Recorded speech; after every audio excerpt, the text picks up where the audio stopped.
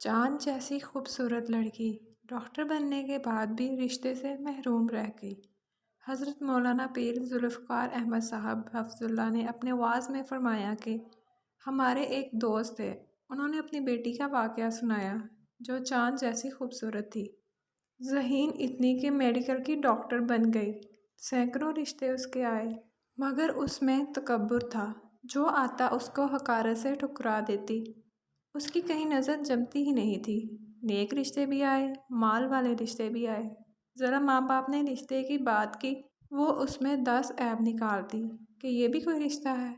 آ جاتے ہیں ٹکے ٹکے کے لوگ، ہمیشہ تکبر کی بات کرتی تھی۔ ماں باپ اسے سمجھاتے، بیٹی نعمت کی ناقدری نہ کرو، اتنے رشتے جہاں تمہارا دل مطمئن ہوتا ہے بتاؤ، ہم تمہارا رشتہ کر دیں گے۔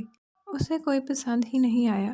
خوبصورت سے خوبصورت نوجوان، نیک سے نیک نوجوان، بڑی عزت والی فیملی کے نوجوان، ہر ایک کو حقارت سے ٹھکرا دیا۔ مولانا صاحب فرماتے ہیں کہ میرے یہ دوست خود کہتے تھے، میری بیٹی پر اللہ کی پکڑ آ گئی۔ اللہ کی پکڑ کیسی آئی کہ ایک مرتبہ اس نے کوئی آپریشن کیا تو اس آپریشن تھیٹر میں پتہ نہیں کیا ہوا کہ اس کے ہاتھ کی انگلیوں کی جلد مردہ ہونی شروع ہو گئی۔ 1-2 مہینہ کے اندر دونوں ہاتھوں کی جلد مردہ ہو کر بڑھوں جیسی ہو گئی۔ اب ایسی ہور پری، لیکن ہاتھ دیکھو تو بڑھوں والے، ہر وقت ہاتھ چھپائے رکھتی، دستانے پہنے رکھتی۔ اب رشتے بھی آنے بند ہو گئے۔ جو عورت آتی اسے دیکھتی، اس کے ہاتھ دیکھتی اور کہتی، مجھے اپنے بیٹے کے لیے یہ رشتہ نہیں لینا۔ انتظار کرتے کرتے عمر 32 سال ہو گئی۔ اب اس کو پتہ چلا کہ اب میرا کوئی رشتہ نہیں آ رہا۔ اب وہ چاہتی ہے کہ میرا رشتہ کہیں ہو جائے، اور رشتہ کرنے کے لیے کوئی تیار نہیں ہوتا۔ جتنا تکبر کرتی تھی اللہ نے اتنی ہی ناک رگڑوائی۔ اب نمازیں پڑھتی ہے، اب سجدے کرتی ہے، روتی ہے اور دعائیں کرتی ہے۔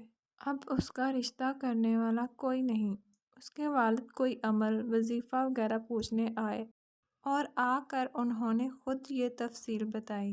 کہنے لگے، میری بیٹی اتنی پریشان ہے، کہتی ہے کہ دنیا میں اللہ نے میری زندگی کو نشان عبرت بنا دیا۔